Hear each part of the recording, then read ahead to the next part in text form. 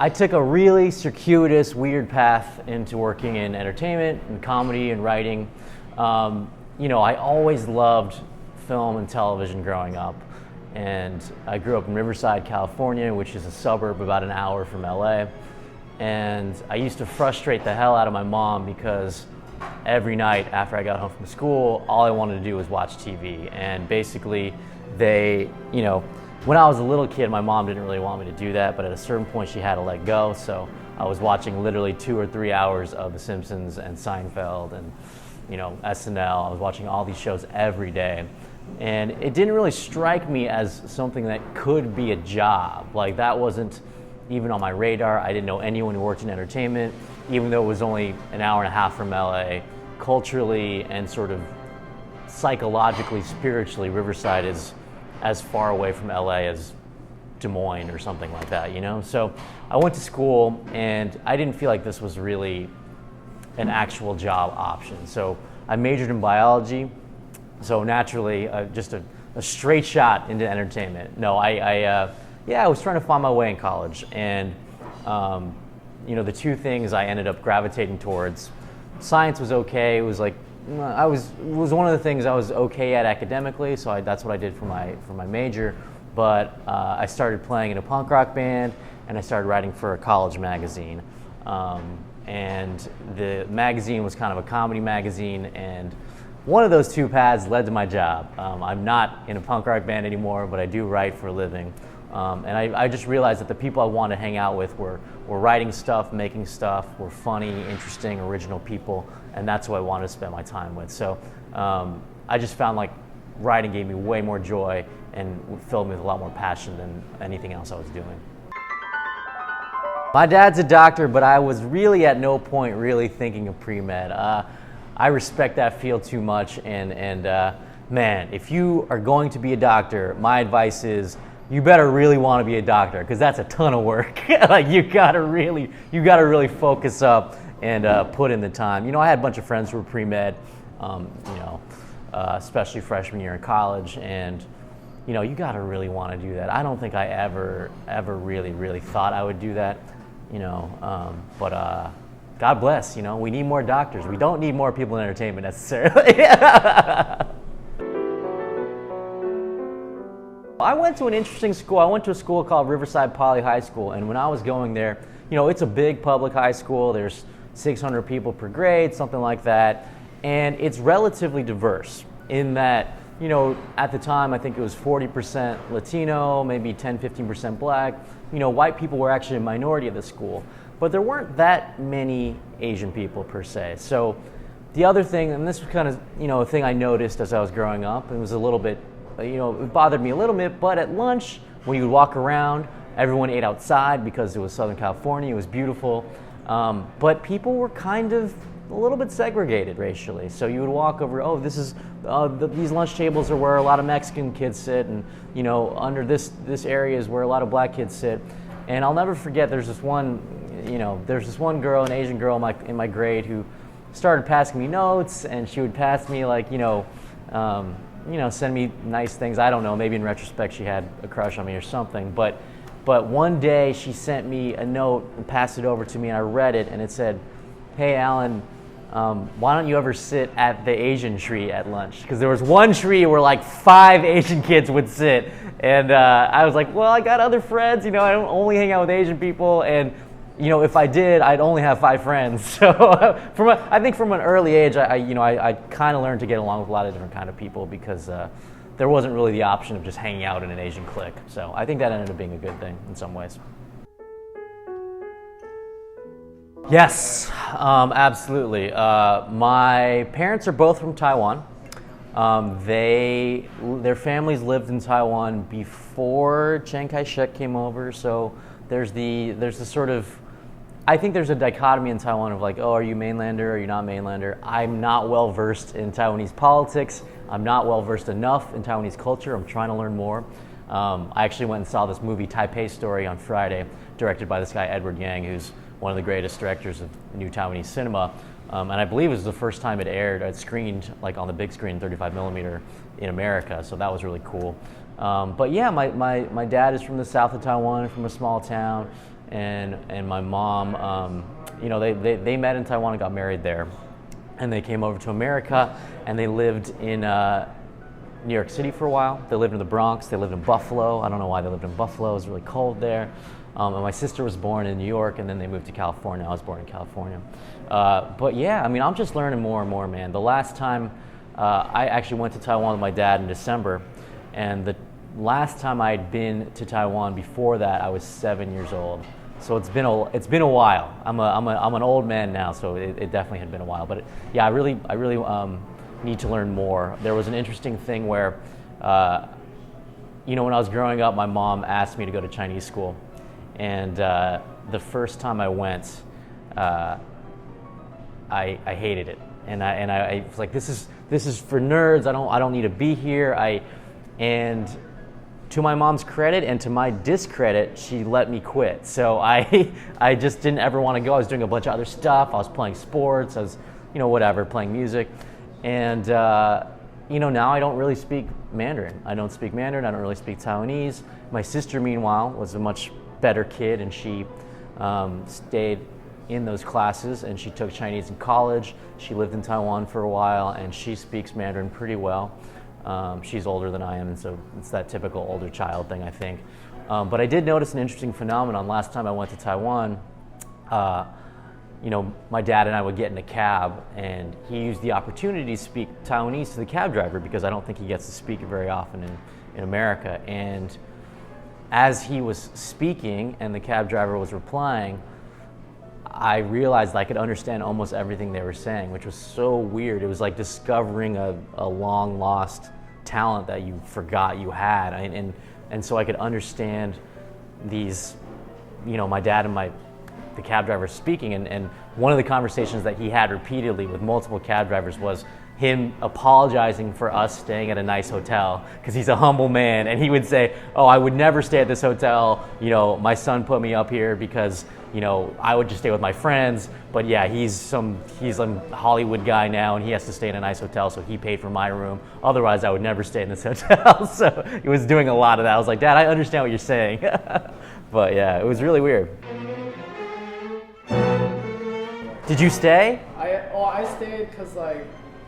I stayed because my grandma lived with us. Okay. She couldn't speak English, so I was like, well, if I want to talk to my grandma, yes, I better stick with her. Again, you're a better man than I am, George, because I also have a grandma who doesn't speak English. She didn't live with us, but I actually saw her in Japan, and she speaks mostly Taiwanese and Japanese, because she grew up in Taiwan when they were occupied by Japan. So we had this odd thing. I was in Japan with my sister and her family, and my brother-in-law speaks Taiwanese. So if I wanted to speak Japanese to someone, like a waiter, I would tell my brother-in-law in English, and he would translate it in Taiwanese to my grandma, and then my grandma could order in Japanese. So it was a whole telephone game to order food in Japan.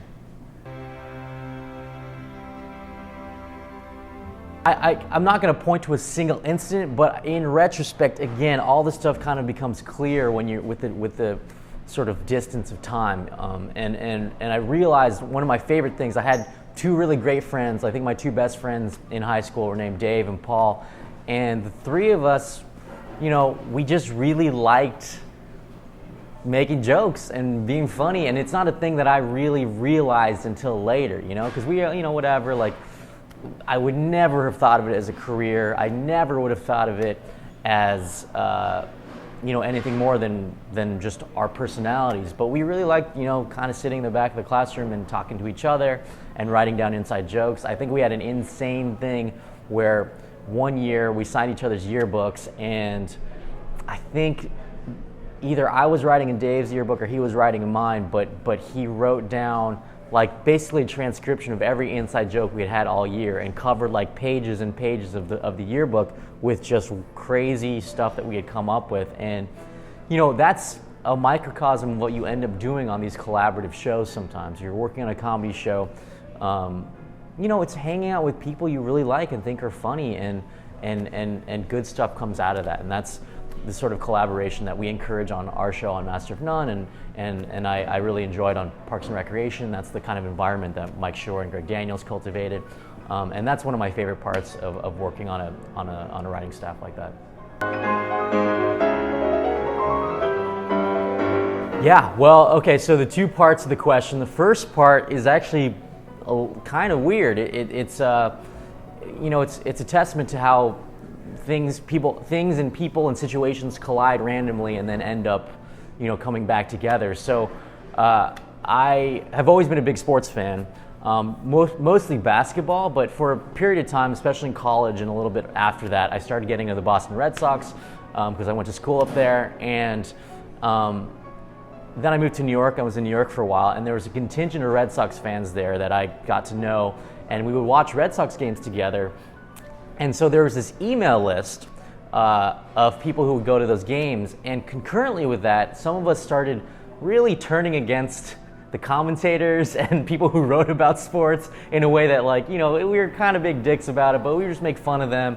And when they said something that was incorrect, or we thought that was, something that wasn't, a great opinion, we'd make fun of them. And after that, we would start writing these emails to the list. So suddenly you had a lot of these people were writers. Some of them worked in comedy. So what ended up happening is there was this list of 20 people or whatever, and people would write in jokes making fun of baseball commentators or writers.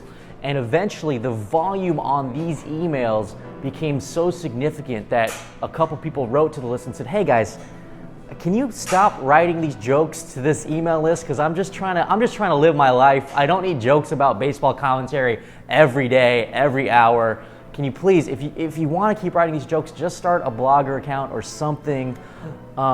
And so people did. And so this guy, Mike Schur, and this guy, Dave King, and a few other people, who were writing these jokes, myself included, decided to start a blog, and it was called Fire Joe Morgan, which is, this was like the mid 2000s or something, early 2000s.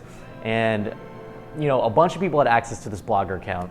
And the only people crazy enough to keep writing it every day, Dave wrote on it a bit, but yeah, me and Mike Schur, I think, wrote just the most. I guess we were the craziest. So we had full-time jobs. I think I was writing for South Park at the time, and he was writing for The Office.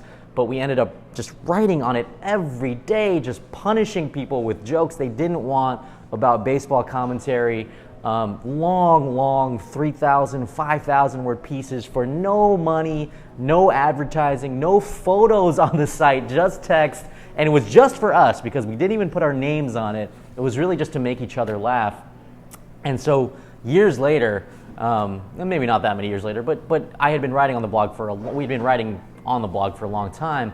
Mike is an unbelievable writer. He had been written for SNL and on The Office, and so he and Greg Daniels, the co-creator of The Office, or the co-creator of The American Office, got a new show together. And I was like, oh, that's kind of exciting. Like, I hadn't really met Mike. I might have shaken his hand, but I didn't really know him.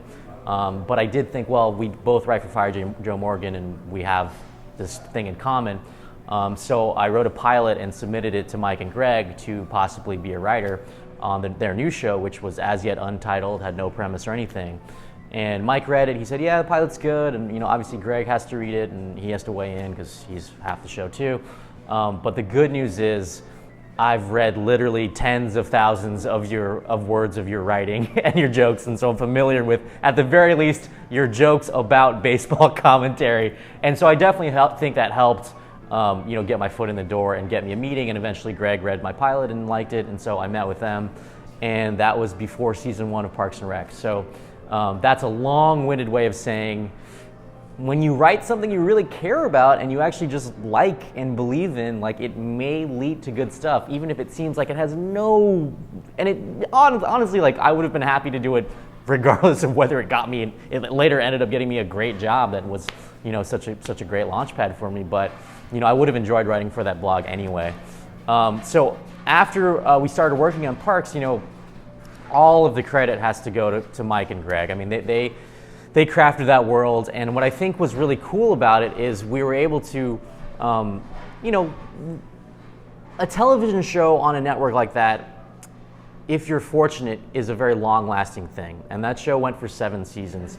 And when the show lasts that long, you get to, if you're lucky, you get to pivot tones and you get to work with the actors and figure out how the show works best and how you're best using your actors. How are they filling these characters' lives up, and how are you getting the most out of them in combination, in concert with your writing, in combination with the shooting.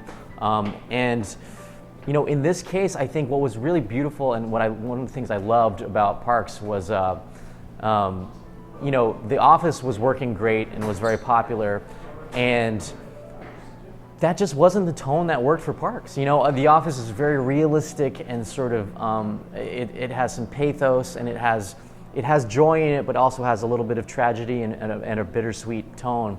And that was great for Steve Carell and Krasinski and Jenna Fischer and all those people in that show, and great for Greg and that writing staff. But one of the things about Mike is that he's a very positive person, and I think he likes his characters to, for lack of a better term, be friends and get along, and obviously be flawed human beings, and we want conflict and we want obstacles in the show, but there's an inherent optimism and sunniness in the way that Mike writes that ended up finding its way into the show in a really beneficial way, I thought. So, you know, if you start watching season 2 and season 3 and onwards, it's more about these external obstacles that the Leslie Knope character and all her employees in the Parks Department kind of band together and overcome. So, and I think in a really cool way, the way we worked together on the show was a little bit of a mirror of how the characters on the show worked, because it was always very positive, and I think that goes for the cast and crew as well as the writing staff.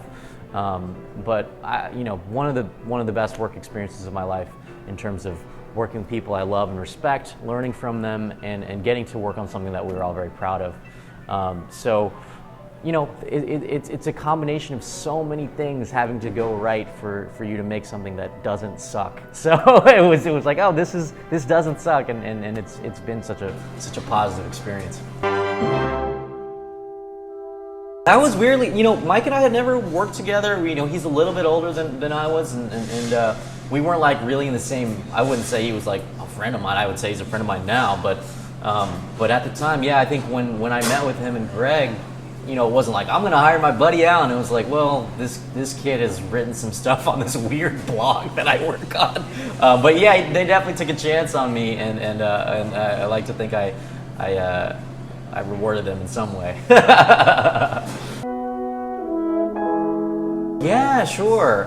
Definitely, like when I got hired on Parks, you know, you know, me and I think Dan Gore and maybe Norm Hiscock were a few of the first people hired, and cast-wise, I think they had hired Rashida Jones and Aziz, and I heard about Aziz, and I just hadn't seen that much stuff he had done. I knew he had done Human Giant. He was a pretty successful up-and-coming stand-up in New York, but a lot of people were telling me, like, hey, you're going to get along with this guy, like, you're the same age, and, like, it seems like, you know, you sound like him a little bit. I was like, that's so weird. That's such a weird thing to hear, because I didn't know really that much about him, or, like, and I was like, yeah, I'm sure I'm going to make a lot of friends on the show, and I did. I mean, you know, but honestly, like, the first time we met, like, I think he came and met the writers, like, I don't know, like, I think we just hit it off, and we had a lot of common interests, mainly food, mainly just eating food and going to restaurants in LA. And I think we were both, you know, youngish single guys in LA, so we would go to parties and you know, we hung out a fair bit. And what's interesting is, you know, on a show like that, writers and actors don't necessarily share the same space that often. So for episodes that I wrote, I would be on set for, and he wouldn't necessarily come up to the writer's room that much. So our actual work time together wasn't super extensive, but we knew we got along well. And, you know, as we got to know each other better, not only would we go out to eat and have dinner with our friends, but we started going on trips sometimes. So, you know, because we were friends, we'd go travel somewhere, because we like to travel too. And I think that helped too. It was just like, hey, we get along with each other. We definitely have a very similar sensibility when it comes to, you know, comedy and writing, filmmaking in general. So it just wasn't a big leap when we started talking about making a new show together. It just felt like, you know, it's always taking a chance, but it felt like a chance that we both felt pretty confident in. Look, that's a conversation, man, and it was a very large conversation. Number one, from the writing stage of, okay, it's not the most dramatic, cinematic thing in the world, but we really did prioritize realism over that. And Aziz had even written a book about relationships in the current day. It was called Modern Romance, and a significant amount of that book is based on texting. And look, if you're a youngish person dating today, or even if you're an older person, I think even my dad would say that on his dates, prior to his dates, he may talk on the phone, but you're probably going to be doing some texting too. And I think Aziz had made the observation in his stand-up, so much of our lives are taking place in this weird phone gadget. That's why we just felt like, well, look, we're trying to pull from our real lives as much as possible. And in our own lives, in our own single, stupid dating lives, a lot of it is coming up with the right text to send, or being in agony because someone's not writing you back. I mean, that stuff's all really real. So there was that, and then there was the secondary concern of how do you portray that on screen, and people are still figuring that out. And so sometimes people will just put the text up on screen, like House of Cards does that, but as far as the actual shooting of it goes, we just wanted to be kind of as classicist as possible and just sort of, how is this going to age, and all that stuff. So we just were like, well, it sucks, and it's going to add a lot of time to our day shooting, but we're going to have people look at their phones and then shoot the phone. I mean, that's just seemed to us to be the sort of most realistic and grounded version of it. The Brian character is very much based on me. Definitely when we were writing the Parents episode, which was one of the worst, not one of the worst, one of the first, hopefully not one of the worst, one of the first episodes we wrote. It's based on, my dad and Aziz's dad and our families in general. And so, a lot of that stuff was written as, conversations that Aziz and I would have. And a lot of that episode was written with us walking around New York and sort of brainstorming it. And, that ends up being a lot of what the episode is Brian and Dev walking around New York and just sort of shooting the shit, because that's what we were doing at the time. I think that's part of what lends some of the realism to it, is that's what we were doing at the time. And us talking about the X-Men or whatever dumb bullshit. That's what it is. So and Kelvin, brought so much to it himself, because ironically enough, he is also a Taiwanese American comedy writer. So he got a lot of the stuff, and some of it is him. Like my dad did kill a pet chicken, but his dad had a pet water buffalo named Ting Ting. Like, that's real. So it's kind of a combination. It's like a combo meal. And it was really funny afterwards. My dad talked to me after seeing the episode. He was like, my family didn't have a water buffalo. That was kind of more of an upper middle class thing if you had a water buffalo. So that really wouldn't have happened for my family. I was like, okay, I guess Kelvin's dad was doing better than you were in Taiwan. It was kind of a funny observation he made. I feel good. Yes, I'm very excited for people to see season 2. One of the things we prioritized this season was, and we tried to do it season 1 also, but we just want to make something that hopefully doesn't feel like stuff you've seen before, or doesn't remind you immediately of a million other things. And by that same token, we didn't want to repeat what we did in season 1 necessarily. We know that there are certain people who are fans of season 1, and we don't want to let them down, but we also want to be as original and ambitious as possible. So I think people will see that effort made in this season. I hope people will respond to it. But we definitely didn't want to necessarily repeat exactly what we did and follow any sort of formula. So we'll see. It's out of control, man. I would say when we're just living in the same city together and not talking about the show or whatever, 60 to 70% of our texts are just about food, like where we should go or if a place was good. I mean, sometimes they're on text chains with other people. We have just recently we have a text chain called Burger Boys, which is just about going to where we should go eat burgers. Like a bunch of us went to a place called Fort Charles, and we all ate burgers there. I mean, it's absurd. I think I have multiple text chains with group names about food. Like, this is just, it's bad. I mean, I don't know, but that's one of the reasons we love New York too. It's just There's new restaurants every day. We've been lucky enough to start even meeting people who work in food, you know, chefs and restaurateurs and bar owners, and that's the stuff that really excites us, man. We put in some of our favorite places in season 2, so I think, you know, if you live in New York, you're familiar with places in New York, you'll see them pop up in season 2 just like you did in season 1. I have a few, man. Oh yeah, so I wouldn't call him my idol because he's just a friend of mine now. But I'm buddies with the chef David Chang, who does Momofuku. He's just a good guy. I like traveling with him, and you know, we went to Japan together a couple times. I went out and stayed with him in Wyoming. He taught me how to fly fish. But I just like, I'm buddies with John Shook out in LA, and I like meeting chefs Chris Yambarung and Jeremiah Stone here. I don't know. I've met these people because I'm so into food, and it's great, man. It's great. I respect what they do so much, and I enjoy what they do so much that I like hanging out with them, and I feel like people in food have a good time, and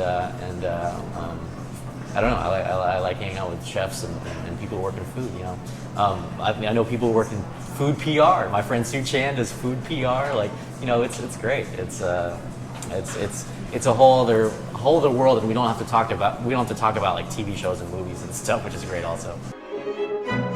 I'm working on a bunch of stuff, man. I'm working on a movie that I'd like to direct soon, and I have a couple TV shows that I'd like to produce and write, and working with some friends on those. But yeah, a lot of stuff. Yeah, thank you for having me. It's been great. I got to drink like 3/4 of a drink. It's like 5 p.m.